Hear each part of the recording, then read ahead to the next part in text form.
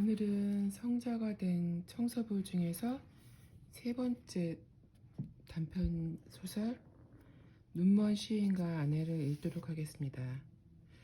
전에는 조용히 혼자 책을 읽었는데 오늘부터는 소리내서 책을 읽도록 하겠습니다. 지혜로운 자와 뱀은 어디에도 자신의 둥지를 틀지 않는다. 남의 둥지를 대신 이용할 뿐이다. 어느 수도승. 눈먼 시인과 아내. 태어날 때부터 음악과 미술과 시, 수학, 물리학 등의 천부적인 재능을 가진 사람이 있다. 그 이유는 아무도 모르지만 이따금 그런 사람들이 태어난다. 데라둔 근처의 작은 마을에서 친투는 천성적인 시인으로 태어났다. 그의 아버지 데브람은 매우 가난한 사람이었다. 친투가 태어나기 직전 아내가 너무 심한 해산의 진통을 겪었으므로 데브람은 이웃 사람을 부르러 갔다. 그가 떠난 사이에 친투가 태어났으며 산모는 혼자서 아이를 낳다가 그만 죽고 말았다. 이웃 사람들을 데리고 데브람이 돌아와 보니 아내 곁에서 예쁜 아이가 울고 있었다. 데브람이 아내에게 물었다. 여보 괜찮아? 아내는 대답이 없었다. 이웃 여자가 그녀에게 몸을 구부리더니 이렇게 말했다. 얼굴이 창백한데 꼭 죽은 것 같아요. 마을의 노인이 달려와 아내의 맥박을 짚어본 뒤에 말했다. 그렇소. 죽은 게 틀림없소. 아내가 죽었다는 소리를 듣자 데브람은 하늘이 무너지는 것 같았다. 그는 머리를 파묻고 땅바닥에 주저앉았다. 잠시 후에 그는 큰 소리로 울면서 외쳤다. 내 아내가 죽다니. 이제 이 아이는 누가 키운단 말인가? 누가 나한테 밥을 해줄 것인가? 나같이 가난한 사람이 이제 돈도 없으니 새 아내를 맞아들일 수도 없고 나는 이제 망했다. 이웃 사람들은 아이는 자기들이 키워줄 것이고 언젠가 돈을 벌어 새 장가를 가면 되지 않느냐고 그를 진정시켰다. 누군가 죽었다고 해서 다 같이 죽지는 않는다. 세상은 변함없이 돌아간다. 데브람은 죽은 동물의 가죽을 벗기는 자신의 직업을 계속했다. 가죽과 뿔과 뼈를 중간 상인에게 파는 일이었지만 수입은 극히 적었다. 여러 날 동안 죽은 동물을 한 마리도 구하지 못하는 때도 있었다. 그럴 때면 굶거나 이웃에서 양식을 구워다 먹어야 했다. 자식도 친척도 없는 어떤 노파가 친투를 데려다 키웠다. 그 노파에게는 땅이 조금 있어서 1년 내내 양식 걱정은 하지 않아도 되었다. 그래서 데브람은 이제 자식 걱정은 하지 않게 되었다. 그런데 새로운 걱정거리가 그의 머릿속을 떠나지 않고 있었으니 바로 새 아내를 얻을 걱정이었다. 죽은 동물의 가죽을 팔아서 번 돈으로 새 장가를 들기는 어림도 없는 일이었다. 마을엔 소와 염소와 말이 많이 있었지만 대체로 건강한 편이었다. 어쩌다 한두 마리 죽으면 데브람은 가죽과 뿔을 얻을 수 있었다. 어떤 때는 멀리 떨어진 이웃 마을에서 죽은 동물을 구하기도 했다. 데브람은 혼자서 생각했다. 만일 신께서 전염병을 내려보내주시면 짐승들이 매일 죽을 텐데 그러면 나는 부자가 될 거야. 문득 눈동자가 빛나면서 어떤 묘안이 떠오르듯 그는 음흉한 미소를 지었다. 그는 괭이와 빈 자루를 들고 정글지대로 갔다. 산으로 올라간 그는 이상하게 생긴 뿌리를 캐어 자루에 담았다. 그것은 양파처럼 생겼지만 크기가 아주 작았다. 그는 그것을 한 자루 캐어가지고 집으로 돌아왔다. 이튿날 마을 주민 하나가 와서 데브람에게 자기의 소가 죽었으니 치워달라고 말했다. 마을에서 죽은 짐승을 치워주고 그 대가로 가죽과 뿔을 얻는 것이 데브람의 직업이었던 것이다. 데브람이 말했다. 어찌된 일로 소가 죽었습니까? 어제 당신네 소를 보았는데 무척 건강하던데 어쩐 일이죠? 짐승들 사이에 전염병이 돌고 있는 것이나 아닐까요? 다음날 또 다른 집에 소가 죽었고 그 다음에는 더 많이 죽었다. 데브람의 마당은 가죽과 뿔로 가득 찼다. 그는 매일 짐승 시체의 가죽을 벗기느라 정신이 없었다. 마을의 이장이 수의사를 찾아가 정체를 알 수 없는 전염병에 대해 말했다. 의사는 자기가 동물들을 검사해 보겠노라고 대답했다. 다음날 의사가 마을에 왔을 때 마침 마을 이장의 훌륭한 말이 죽어가고 있었다. 의사는 죽어가는 말을 검사한 다음 말이 먹던 풀까지 조사했다. 그는 모든 짐승이 이런 식으로 죽었느냐고 물었다. 마을 사람들은 그렇다고 대답했다. 사전에 아무런 증상도 없이 갑자기 쓰러져 죽었다는 것이 그들의 증언이었다. 의사는 풀더미 속에서 뿌리 하나를 집어들고 말했다. 이것은 동물에게는 독이 되는 풀인데 어떻게 이것이 여기에 와 있지요? 마을 이장이 말했다. 어젯밤에 내 손으로 직접 풀을 주었는데 그때는 그것이 거기에 없었습니다. 이제 기억이 나는군요. 아침 일찍 데브람이 와서 우리 집 말이 병들지 않았느냐고 물었습니다. 나는 그에게 말이 괜찮은지 살펴보라고 말했습니다. 그리고는 외양간에 간 사람이 없습니다. 말이 죽자 데브람은 시체를 치워달라는 연락을 받았다. 데브람이 와서 말했다. 나으리, 아침에 제가 이 말을 보았을 때 그때부터 이미 말의 표정이 슬프고 졸려 보였습니다. 그래서 나는 뭔가 위험한 병에 걸린 것이 아닌가 하고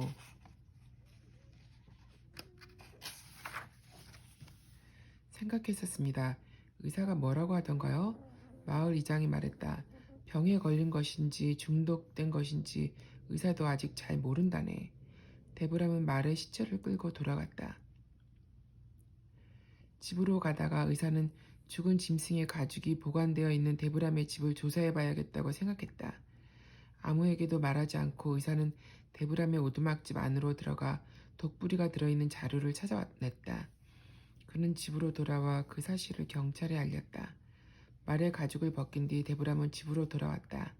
가죽과 뿔을 사가는 중간 상인이 와서 기다리고 있었다.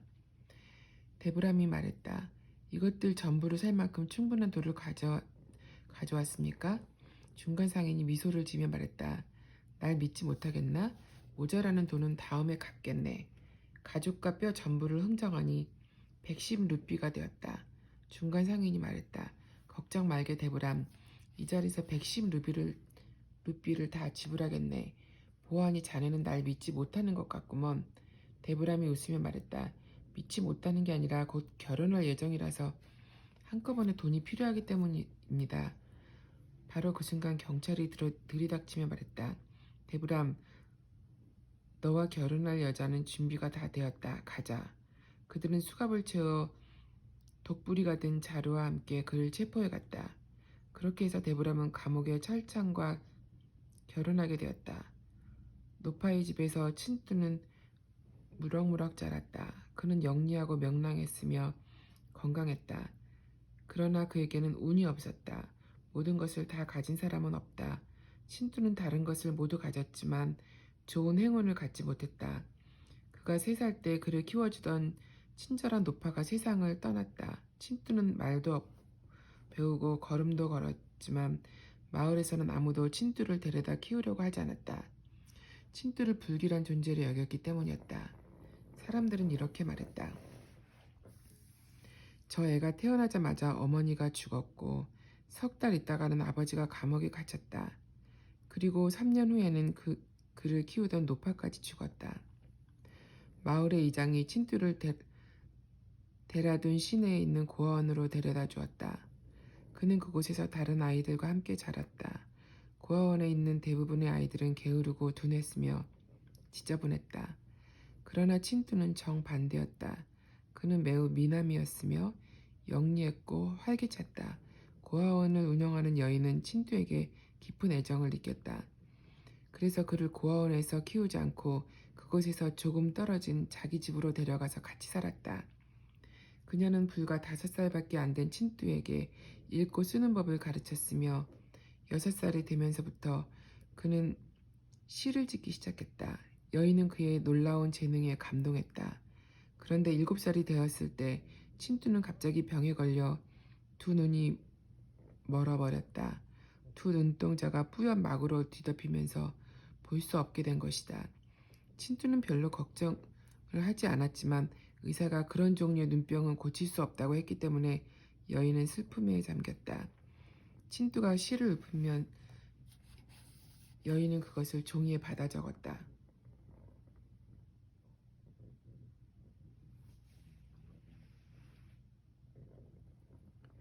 그녀는 그 시들을 모아 책으로 출판할 계획이었다. 그러나 나이를 먹으면 그가 더 좋은 시를 지을 것이라고 생각했기 때문에 그녀는 좀 더 기다리기로 했다. 몇 년 뒤 친두가 13살이 되었을 때 여인은 돈이 필요해졌다. 그녀는 모아놓은 시를 출판업자에게 팔아 그를 보살피는 데 필요한 충분한 돈을 마련했다. 그 여인에게는 부하반이라고 하는 여조카가 하나 있었는데 나이가 친두와 같았다. 부하마니와 친두는 곧잘 함께 어울려 놀았다. 친두는 장님이었지만 꽤나 놀이를 즐겼다. 그들은 이따금 장님 놀이도 하고 때로는 멀리까지 산책을 나가기도 했다. 부하바니의 이모는 그들이 함께 노는 것을 볼 때마다 무척 행복했으며 친두가 시를 지어 노래를 부르면 그것을 노트에 받아 적으라고 조카에게 일렀다. 부하바니는 이모에게서 친두의 아버지가 감옥에 갇혀 있다는 얘기를 들었다. 그러나 친두에게는 부모 이야기를 하지 않았다. 친두가 그녀의 친아들이 아니라는 것을 알게 되기를 원치 않았기 때문이다. 한 번은 부하바니가 이모를 따라 공원에 간 적이 있었는데 마침 감옥의 죄수들이 채소밭에서 일하고 있는 광경을 보게 되었다. 데브람도 그곳에서 일하고 있었다. 부하바니의 이모가 말했다. 저 사람이 바로 친두의 아버지다. 친두의 어머니가 죽은 뒤에 그는 새 장가를 들려고 했단다. 그런데 돈이 없어서 마을의 소들을 독살해서 그 가죽과 뿔을 팔아 돈을 벌려고 했지. 그러다가 경찰에 발각되어 지금은 감옥에 있는 것이란다. 부하바니가 말했다. 그렇게 나쁜 사람처럼 보이지는 않는군요. 저렇게 농담하고 웃는 모습을 좀 봐요. 친두와 부하바니가 매우 가까워졌기 때문에 그녀의 이모는 그들을 아직 19살밖에 안 됐지만 두 사람을 결혼시키기로 마음먹었다. 부하바니의 이모가 친두를 돌보기 시작한 지도 어느새 17년이 되었으며 그녀는 많이 늙었다. 친두의 시를 팔아 그녀는 많은 돈을 벌어 새 집도 사고 고아원도 확장했다. 그러나 어느 날 그녀는 나이를 먹어 죽고 말았다. 친두가 그녀와 17년 동안 맺었던 관계도 끝이 났다. 그는 너무나 슬픈 나머지 건물과 사람들과 도시 전체가 자기를 집어삼키려 든다고 느끼기 시작했다. 부하바니 사람들의 목소리가 들리지 않고 당신 말고는 아무도 나를 만날 사람이 없는 조용한 곳으로 데려다줘. 사슴과 새와 나무와 함께 살고 싶어. 여기서는 숨이 막힐 것 같아.